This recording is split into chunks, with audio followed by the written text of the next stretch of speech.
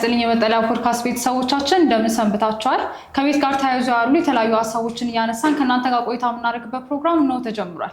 በዛሬው ሳምንት ቆይታችን እንግዲህ ቤትና ተአማኝነት በሚለው ርዕሰ ጉዳይ ላይ የተለያዩ ሀሳቦችን እያነሳን አብረን ቆይታ የምናደርግ ይሆናል። እስከ ፕሮግራማችን ፍጻሜ ድረስ አብራችሁ ቆዩ። እንደምን ሰነበትካችሁ? እግዚአብሔር ይመስገን። እንግዲህ ለተመልካቾቻችን እንዳስተዋወቁት ዛሬ የምናወራበት ርዕሰ ጉዳይ ቤትና ተአማኝነት በሚለው ጉዳይ ላይ ሀሳቦችን እያነሳን ቆይታ የምናደርግ ይሆናል።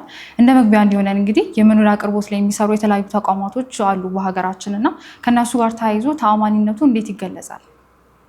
እሺ፣ ሃውሲንግ ሴክተር ላይ በጣም በርካታ በሺዎች የሚቆጠሩ በየሰፈሩ ጭምር የተቋቋሙ ተቋማት አሉ።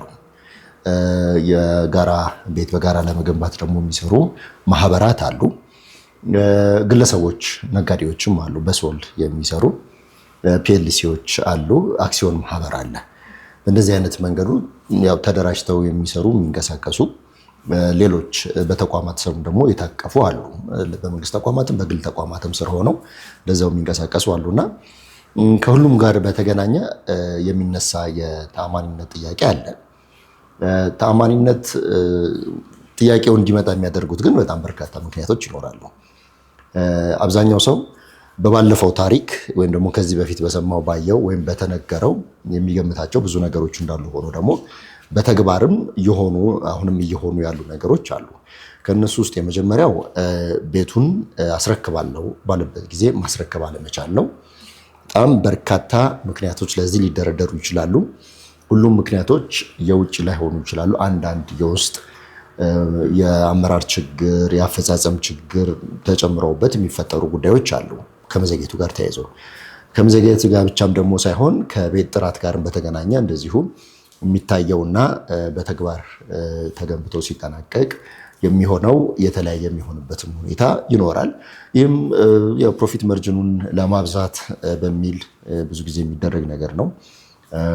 ኳሊቲ መቀነስ፣ ኳንቲቲ መቀነስ ያው ትርፉን ይጨምርልኛል በሚል እሳቤ እነዛ ሰዎች ነጋዴ እስከሆኑ ድረስ ይህንን አያደርጉም አይባልም፣ ያደርጋሉ። ይህን ሁሉ ግን ስናወራ ሁሉም ነው ማለት አይደለም። ጥቂቶች አሉ። ግን ጥቂቶች የደፈረሱ ከሆኑ ሴክተሩ ጥርት ብሎ ሊታይ አይችልም። በእነሱ ምክንያት መደፍረሱ ስለማይቀር ማለት ነው። ከዛም ባሻገር በጣም ኦቨር ፕሮሚስ የተደረጉ ብዙ ነገሮች አሉ። እነዛ ነገሮች ያው ኦቨር ፕሮሚስ ናቸው ማለት አልተሳኩም ማለት ነውና በራሳቸው የሚፈጥሩት ነገር ይኖራል። ስለዚህ ታማኝነታቸው ላይ ሴክተሩ ላይ ችግር ይፈጥራል። ከዛ በተጨማሪ ከዚህ በፊት በነበረው በተለይ ቅርብ ጊዜ ከወጣው ሕግ በፊት ብዙዎቹ ሲሸጡ የነበረው ፍሎር ፕላን ዲዛይን እያሳዩ ነው፣ ወይም ደግሞ 3D ዲዛይን እያሳዩ ነው። መሬቱን ያጥራሉ። ቤቱ ሲገነባ ይሄን ይመስላል ብለው ያሳያሉ፣ ሽያጭ ይፈጽማሉ። በተግባር ሲገነባ ግን ያንን አያገኙም። ፕላስ ደግሞ የተሸጠው ግንባታ ከመጀመሩ በፊት ነው። እነሱም ደግሞ መሸጥ የጀመሩት ለግንባታቸው የሚያስፈልጋቸውን ካፒታል ለመሰብሰብ ነው። ስለዚህ በሁለቱ መሀል ሰፊ ጊዜ የመውሰድ ነገር ይኖራል። በ2 ዓመት ያልቃል የተባለ ወደ 13 ዓመት የሄደ የምናውቀው ፕሮጀክት አለ። ከተማችን ውስጥ ትልቅ ፕሮጀክት ማለት ነው። የዛሬ በሀበሻ 2011 ላይም እንደዚሁ የጀመረ ፕሮጀክት እንግዲህ እስካሁን አለ ወደ 8 ዓመት ገደማ ማለት ነው እና ያልቃል ተብሎ ግን የተጀመረው በ2 ዓመት በጣም ይፈጥናል ተብሎ በ18 ወር ወይም 1 ዓመት ከ6 ወር እንደዛ ነበር ሲባል የነበረው እና እንዲህ ትልልቅ ፕሮጀክቶች በጊዜ መጠናቀቅ አለመቻላቸው አንዱና ዋናው ምክንያት የካፒታል እጥረት ነው። ያንን እጥረት ደግሞ ለመቅረፍ እነሱ የሚሄዱበት ርቀት ኦቨር ፕሮሚስ እንዲያደርጉ ያደርጋቸዋል እና እነዚህ ነገሮች ተፈጥረዋል። ለዚህም ደግሞ መፍትሄ ይሆናል ብሎ መንግስት የሴክተሩን ችግር ተረድቶ ቅርብ ጊዜ ያወጣው ሕግ አለ። በዛ ሕግ መሰረት የትኛውም አልሚ 80% ድረስ ሲደርስ ነው ማስተላለፍ መሸጥ የሚችለው የሚል አለ። ከዛ በፊት ዲፖዚቶች ካሉ በብሎክድ አካውንት መሆን መቻል አለባቸው በሚል ከዚህ ቀደም ያው መጀመሪያውኑ ስራውን ሲጀምር የተከተለውን መንገድ አሁን ሕግ አድርጎም ደግሞ አምጥቶታል። ሌሎችም በውስጥ የተካተቱ በጣም በርካታ ሀሳቦች አሉና ያው ሴክተሩ ላይ እነዚህ ችግሮች መኖራቸው ሰዎች ለሴክተሩ ፍርሃት እንዲኖራቸው፣ ጥርጣሬ እንዲኖራቸው አድርጓቸዋል። ከዛ በተጨማሪ የማይመለከተው ከግዢውም ከምኑም ጋር ቅርበት የሌለ አፎርድም የማያደርግ አፍ ስላለው ብቻ ደግሞ የሚያወራ በርካታ ሰው ባድማውዝ ሆኖ ደግሞ አለ። ቤት አልሚ ሲባል ገና ለገና የሚመጣለት መጭበርበርና ማጭበርበር ነው። የሚመስለው ሰው አለ። ዝም ብሎ በሰማ ብቻ ማለት ነው። ሁሌ ደግሞ አንድን ተቋም ስቦ ማንሳት አለ። ከዚህ ቀደም እንግዲህ ያልተሳካ ታሪክ ያለውን ተቋም እየሳበ እንደነሱ ብቻ እንዳትሆኑ የሚሉትም ነገር አለና ዘመን እየተቀየረ በመጣ ቁጥር ነገሮች እየተቀየሩ ይመጣሉ። አዲስ ነገር ይመጣል። ያንን መቀበል ነው። ካልሆነ እንግዲህ ጀኔሬሽኑ ካለፈ በኋላ የሚቀጥለው ጀኔሬሽን ያጸደዋል ብለን ደግሞ እናስባለን። በጣም ጥሩ። ኪያውሲን ታዲያ ይህን እንዴት ይመለከተዋል? ታማኝነት በሚለው ጉዳይ ላይ በምን መልኩ እየሰራ ይገኛል? እስኪ መነሻችንም ይሄ ነበረኛ ወደ ሴክተሩ ስንመጣ ያው ገበያውን ፔኔትሬት አድርጎ መግባት ያን ያክል ከባድ አይደለም። በጣም ዲማንድ ያለበት ነው። ትልቁ ባሪየር ሊሆን ይችላል ብለን ያሰብነው በዛ ሰዓት ይህ አሁን የምናወራበት ጉዳይ ነው። የሚታመን ሴክተር አይደለም ሃውሲንግ ሴክተር በተለያየ ምክንያት ቅድም በገለጽናቸው እንደዚሁ ፊት ለፊትም ደግሞ ግልጽ አድርገን በማናወራቸው ማለት ነው። ምክንያቱም የምናውቃቸው ድርጅቶች አሉ አለመታመን ስራቸው የሆነ በእነሱ ምክንያት እነሱ ባደፈረሱት ነገር ገበያው የተበጠበጠ ነው። ስለዚህ ፔኔትሬት አድርገን መግባት እንችላለን። ማርኬቱ ያን ያክል ከባድ አይደለም። ከባድ የሚያደርገው ግን ይሄ ስለነበረ በወቅቱ ይፈተዋል ብለን አስበን እኛም ወደ ገበያው የገባ ነው። በዋናነት ሁለት ነገር ነው። የመጀመሪያው ከህዝቡ የሚሰበሰበው ገንዘብ በብሎክድ አካውንት ነው የሚቀመጠው። ይሄን ኦፊሻሊ ባንኩም ያሳውቃል፣ እኛም እናሳውቃለን። ቁጥጥር የሚደረግበታል በሚመለከተው አካል ማለት ነው፣ የፋይናንስ ስርዓትን በሚቆጣጠረው። የመጀመሪያው እሱ ነው። በብሎክድ አካውንት ነው ገንዘቡ የሚቀመጠው ብለን ተስማምተንበት ፈቅደን ግዴታችን ሆኖ ነው ወደ ገበያው የገባ ነው። በብሎክድ አካውንት የሚቀመጠው ገንዘብ ደግሞ ከብሎክድ አካውንት ወጥቶም ስራ ላይ ሊውል የሚችለው ቤት ለመገንባት፣ መሬት ለመግዛት ወይ ደግሞ ቤት የተጠናቀቀ ለመግዛት ካልሆነ ስኬሌተን ገዝቶ ፊኒሺንግ ለማሰራት ከነዚህ ምክንያቶች ውጪ ለሌላ አይሆንም። በእነዚህም ተገድቦ ነው ያ ዲፖዚት ሲደረግ የነበረው። የመጀመሪያው ይሄ ነው ብሎክድ አካውንት መሆኑ ማለት ነው። ከዛ እንግዲህ አሁንም ደግሞ ቅርብ ጊዜ የወጣው 2017 ላይ ማለት ነው ዳር አካባቢ በወጣውም ህግ ይሄ ብሎክድ አካውንት አንድ ኮንሰፕት ሆኖ ነው የመጣው ሴክተሩን ይበልጥ ታማኝ ለማድረግ ማለት ነው፣ የሚታመን ለማድረግ። ከዛ በተጨማሪ ኢንሹራንስ ነው። በወቅቱ የነበረው ፐርፎርማንስ ቦንድ ነው ለሚኖረው ዲፖዚት ማለት ነው። ያ በሰዓቱ የነበረው ኢንሹራንስ ተቋም ያንን ሰርቪስ ሲሰጥ ነበረ። ምንም እንኳን 2004 ላይ በፈረንጆቹ የተከለከለ ቢሆንም ማለት ነው የኢንሹራንሱ አይነት። ግን ያንን ደግሞ እኛ እንደ መፍትሄ አስበነው የፈልገነውም ነው ይዘነው የመጣ ነው። ከዚህም በተጨማሪ ሰው ፈርዘር መሄዱ ስለማይቀር መጠየቁ ስለማይቀር ምንም ጥያቄ እንዲነሳብን ስለማንፈልግ የኢንሹራንስ ኮንሰፕት ሞዴሉ ላይ እንዲኖር ለዛውም ደግሞ ኮንሰፕቱ ብቻ ሳይሆን የሞዴሉ ፒላርም እንዲሆን ጭምር አድርገን ነው ወደ ገበያ የገባ ነው። አሁን የኢትዮጵያ መድህን ድርጅት የሚሰጠውን ደግሞ ሞርጌጅ ፕሮቴክሽን አሹራንስ የዋስትና አይነት ደግሞ አካተንበት ሌሎችንም ጭምር ጨማምረን ያለ ነው። ኮንፊዥኑን በዚሁ ለማጥራት የኢትዮጵያ መድህን ድርጅት የሚሰጠው ሞርጌጅ ፕሮቴክሽን አሹራንስ በተጨማሪ ደግሞ እድለኛ ለሆኑና ቤታቸውን ለተረከቡ ሰዎች ደግሞ የእሳትና ቃጠሎ እንዲሁ የመብረቅ የሚልም ደግሞ ተያይዘዋል። እሱ ደግሞ ሌላ ኢንሹራንስ አይነት ነው።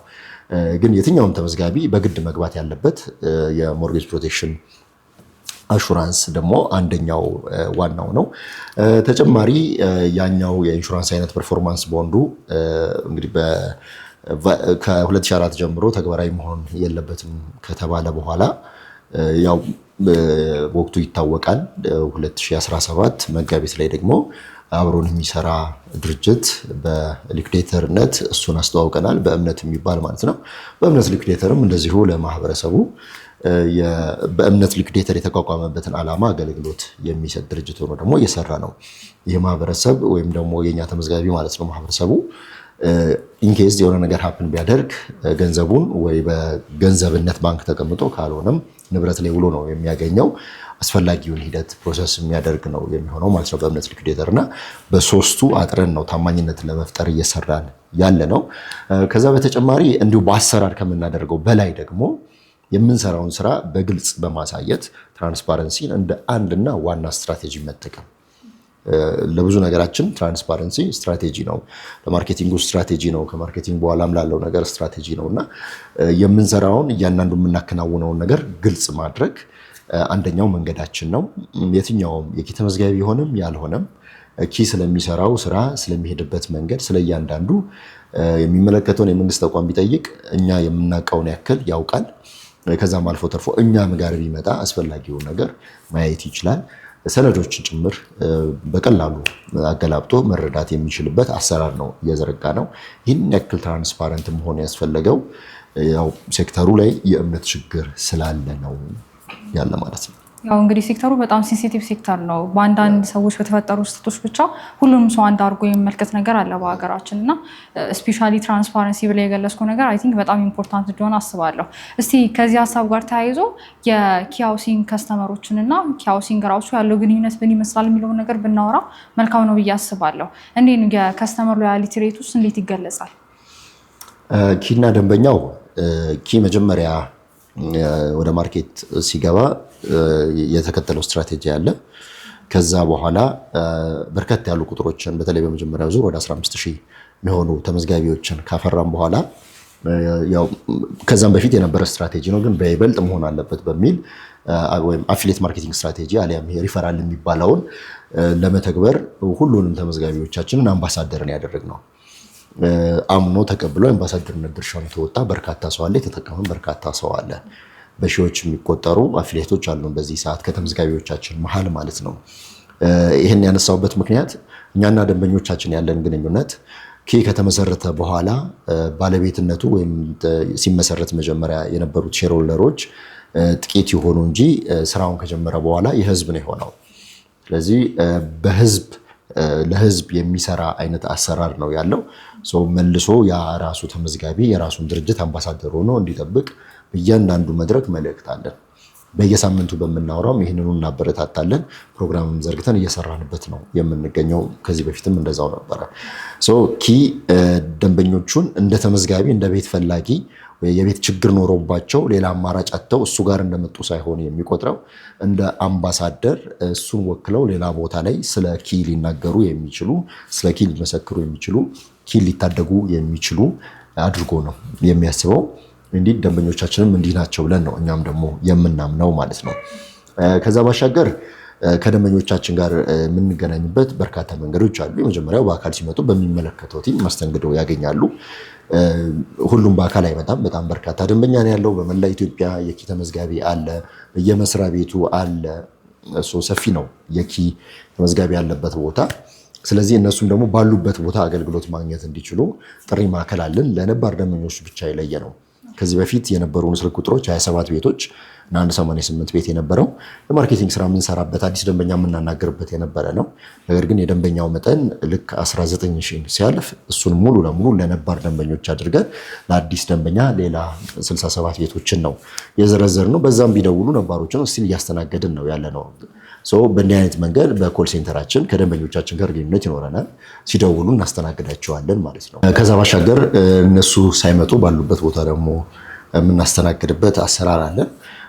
ያው ወርሃዊ ቁጠባቸውን ባሉበት ቦታ ሆነው መቆጠብ ይችላሉ፣ ባንክ በአካል ሄደው። ከዛ በተጨማሪ ደግሞ የኢትዮጵያ ንግድ ባንክ የሲቢ ሞባይል ባንኪንግ አፕ ውስጥ በመግባት ፔይፎር የሚለው ውስጥ ቢገቡ ኪ ሃውሲንግ ያገኙታል። እዛ ላይ መክፈል ይችላሉ። በእንዲህ አይነት መንገድ ደንበኛችን ካለበት ቦታ ሆነው ወርሃዊ ቁጠባውን እንዲያደርግ በእንዲህ አይነት መንገድ ግንኙነት ይኖረናል። ማኑዋል የሚባለውን ነገር በተቻለ መጠን እያጠፋ ነውና እንደዚህ ራፍ ኤስቲሜሽን አብዛኛው ስራችን 90% የሚሆነው ከማኑዋል የወጣ እንዲሆን አድርገናል። አሁን ባለ ማለት ነው። አንድ የቀረን ሰዎች ባንክ ሄደው የሚከፍሉት ነገር ነበረ። እሱንም 2017 ላይ አሳክተነዋል። ስለዚህ በዛ አማካኝነት ይከፍላሉ። ከዛ አልፎ ተርፎ ደግሞ መረጃዎች እንዲደርሷቸው ከዚህ በፊት ለእያንዳንዱ ተመዝጋቢያችን አማካሪ መድበን ከዚህ ኮሚኒኬት ያደርጓቸው ነበረ። ይህን ለረጅም ጊዜ ሰርተንበታል። ኦልሞስት ወደ 6 ወር ገደማ ሰርተንበታል። ከዛ በኋላ ግን ያው መመከርና መማከር የሚፈልገው ቁጥር እየቀነሰ ሰዎች ባሉበት ቁጠባቸውን እየቀጠሉ ሲመጡ እነዛ ባለሙያዎች ወደ ሌሎች ስራዎች ያሰማርተን አሁን በኮል ሴንተር ብቻ ነው አገልግሎት እየሰጠን ያለ ነው። ሳምንታዊ ደግሞ ሳምንቱ ሙሉ የሰራናቸውን ዋና ዋና ነገሮች ለይተን እንዲሁ ፍሬ ሀሳቡን ብቻ ደግሞ ለነሱ የምናደርስበትም አለ። እንዲሰራን እንዲያደረገን በዚህ ወጣን በዚህ ገባን የሚሉትን ጥሩን ብቻ ነው። የገጠሙን ፈተናዎች ብዙ ጊዜ አናወራም። ማናወራው ያው እነሱ ልንወጣ የሚገባው እኛ ነን። እዛ ነው በወር 300 ብር የአገልግሎት ክፍያ የሚከፍሉን። ስለዚህ እሱን ሳይሆን ጥሩን ውጤቱን የተጨመቀውን ሀሳብ ብቻ እናድርስ በሚል ደግሞ በየሳምንቱ የምናደርገው እንዲሁ አለ። ሌላኛው በቀጥታ ስርጭት በመግባት የሚመለከተው ሰው እየተገኘ ለሚነሱ ጥያቄዎች ቀጥታ እዛው መልስ የምንሰጥበት መርሃ ግብር እናከናውናለን። በእንዲህ አይነት አግባብ ከደንበኞቻችን ጋር ግንኙነት አለን። ከዛ ውጪ እንግዲህ የሎያሊቲ ሬቱ ነው አይደለ? እንግዲህ ያው ይሄንን የምናውቀው በጣም በርካታ ደንበኛ ነው ያለን። የሰራነው ምንም ሰርቬይ የለም፣ ግን በየወሩ በሚቆጥቡት ቁጠባ ማወቅ እንችላለን። ምን ያክል ከሞዴሉ ጋር ተጣብቀው ከድርጅቱ ጋር አንድ ላይ ሆነው እየሄዱ እንደሆነ። ከ100% ብንወስድ ከ85% በላይ በየወሩ ቁጠባውን በአግባቡ ይቆጠባል። እየተቀረው የማይቆጠብበት ምክንያት ያው ሁሉም ልክ ዕጣ ሊወጣ ሲል ነው ተሯርጦ ያንን ዲፖዚት የሚያስገባው። አንዳንዱ ደግሞ በአቅም ማነስም ከወርወረው ይለያያል። ከፍ ይላል ፐርሰንቱ፣ ከወርወር የተለያየ ነው የሚሆነው። በዓል የበዛበት ሰሞን ላይ ይቀንሳል፣ ከዛ እሱ ሲያልፍ ደግሞ ይጨምራል። መሰል ነገሮች አሉ። ያው ያቺ ብር 2000 ትሁን 3000 ብር ከሆነ ነገር ላይ ተቀንሳ ስለሆነ የምትቆጠበው በዛ ብንለካው 85% ሎያል የሆኑ ደንበኞች አሉ። ሎያልነታቸው ለድርጅቱ ብቻ ሳይሆን ለሞዴሉና ለቤት ባለቤትነት ጉዟቸው ነው ማለት ነው። በዚህ አግባብ ነው እንግዲህ ከደንበኞቻችን ጋር ያለን ግንኙነትና ሬቱ። እንግዲህ ከ85% በላይ ከሆነ በጣም ኪያ ሃውሲንግ ከከስተመሮቹ ጋር ምን ያህል ሞር ኮኔክትድ እንደሆነ ሞር እንዴት በጋራ አብሮ እንደሚሰራ ያሳያል። በጣም ደስ ይላል። ውድ ተመልካቾቻችን የነበረን ቆይታ ይህንን ይመስል ነበር። ነገር ግን ቆይታችን በዚሁ አላበቃም። ካፍታ ቆይታ በኋላ እንመለሳለን። አብራችሁ ቆዩ።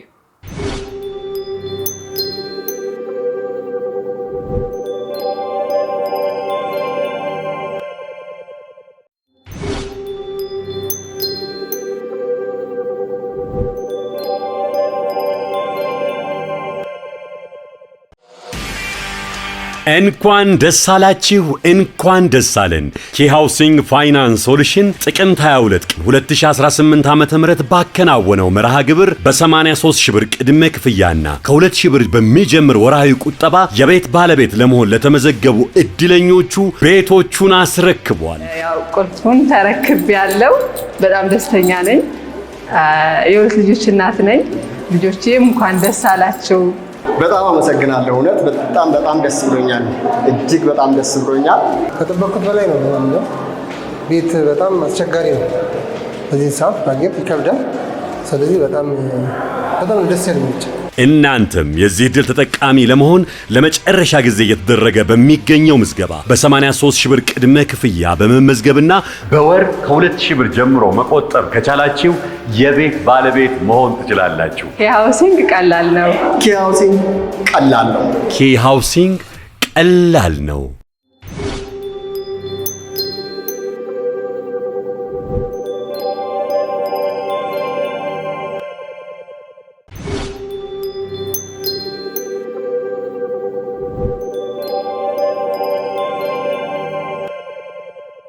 ካፍታ ቆይታ በኋላ ተመልሰናል። እያነሳን ያለነው ርዕሰ ጉዳይ ቤትና ተአማኒነት በሚለው ጉዳይ ነው። አብራችሁ ቆዩ።